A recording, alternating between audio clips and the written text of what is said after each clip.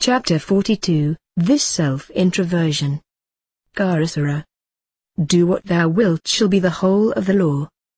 It is a lie, this folly against self. Al 2:22.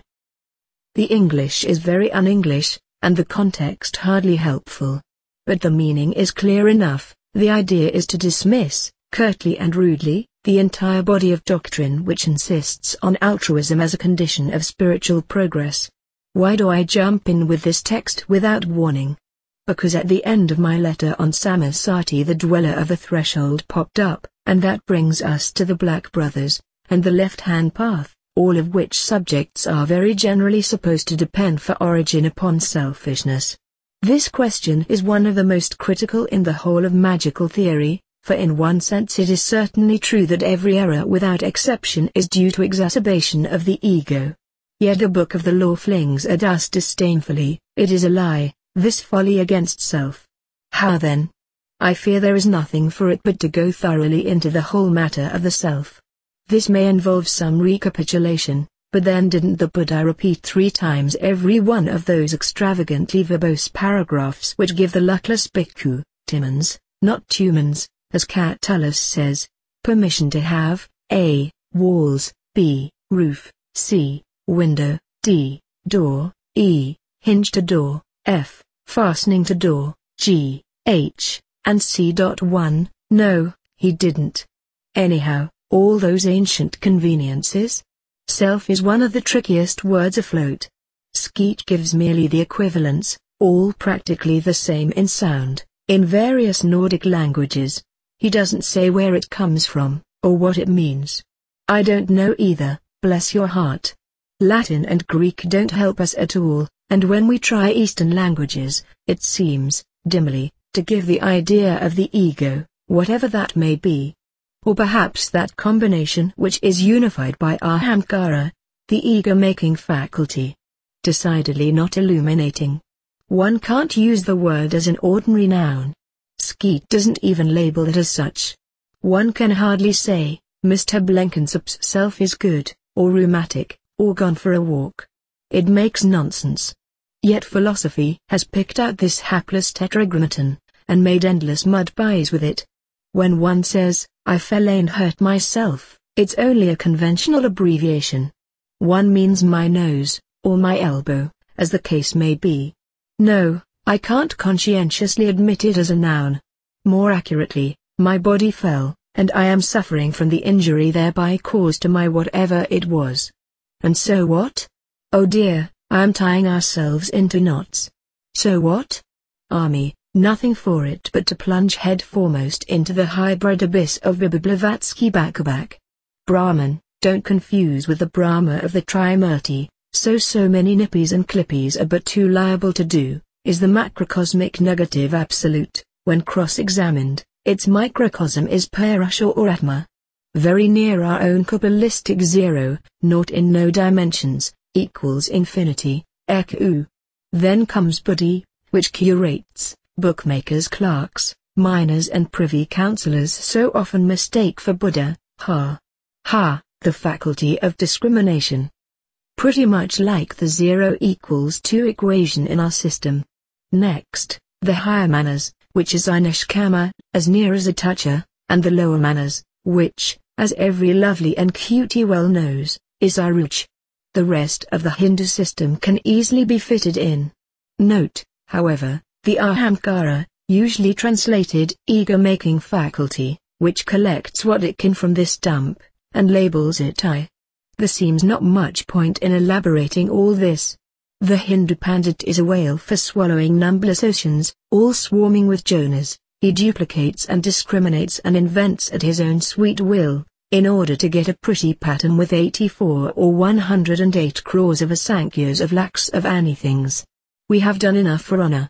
Enough if we see that the system is in its essence identical with our own. Well, then, what is this higher self that you roll out upon me? Actually, we are very far from being out of the wood. This Ut, of Ujitha, who looms so large in the Upanishads, the god peculiar to yourself, who appears in one of the darshanas, some individual constructed from the material listed above, are these all one? If not, is the difference between them more than a quibble? Really, all these speculations are based on a priori considerations. We had better drop the whole argument as little better than a waste of time, nay, as worse, for it encourages one in loose thinking, and especially in clinging to names which have no counterpart in things. There is only one point of theory which matters to our practice. We may readily concur that the Orgiades, the genius of Socrates, and the holy guardian angel of Abrumlin the mage, are identical. But we cannot include this higher self, for the angel is an actual individual with his own universe, exactly as man is, or, for the matter of that, a bluebottle. He is not a mere abstraction, a selection from, and exaltation of, one's own favorite qualities, as the higher self seems to be. The trouble is, I think, that the Hindu passion for analysis makes them philosophize any limited being out of existence. This matter is of importance, because it influences one's attitude to invocation. I can, for instance, work myself up to a divine consciousness, in which I can understand, and act, as I cannot in my normal state. I become inspired, I feel, and I express, ideas of almost illimitable exaltation. But this is totally different from the knowledge and conversation of the holy guardian angel, which is the special aim of the adeptus minor. It is ruin to that work if one deceives oneself by mistaking one's own energized enthusiasm for external communication. The parallel on the physical plane is the difference between onanism and sexual intercourse. Probably, my reason for insistence on this point is my antipathy to introversion in any form. The mystic path itself is packed with dangers. Unless the strongest counter-irritants are exhibited, the process is almost certain to become morbid. It is only one step from the invocation of Zeus, or Apollo, or Dionysus, which does demand identification of oneself with the object of one's worship, to a form of self-worship which soon develops into a maniacal exacerbation of the ego, and if one persists in this involuted curve, one becomes a black brother, or departs for the local loony bin. Invocations of even the most positive gods are dangerous, unless care can be taken to keep the personality of the god distinct from one's own. Athene is a superb deity, but one does not want to be nothing but Athene, except in that supreme moment of samadhi with her which is the climax of the invocation. Do you remember one of Barbie d'Aurevilly's cruels about a Spanish nobleman who anticipated one of the privileges of marriage instead of waiting for ecclesiastical license? The inquisitor simply had him tied to his betrothed for 48 hours. It is really rather like that. One of my mathematically minded disciples, J.W.N. Sullivan, I think, told me that his sinister science had one peculiarly devilish pitfall. One is so satisfactorily equipped for work if one had but a bit of paper and a pencil, and a comfortable bed. He had to make a point of severe physical exercise to escape becoming bedridden in his early 20s.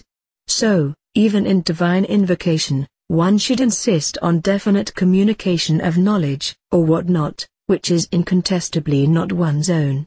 The fact that the self-begotten feelings and ideas are so eminently satisfactory, naturally, since there is nobody to oppose them, is damnably seductive. Once started on that road, one can easily develop self-deception to a fine art. One can imagine that one has undergone, or achieved, all sorts of experiences as described in the books, when all that one has actually done is to work the results of one's reading into a bubble inflated by imagination.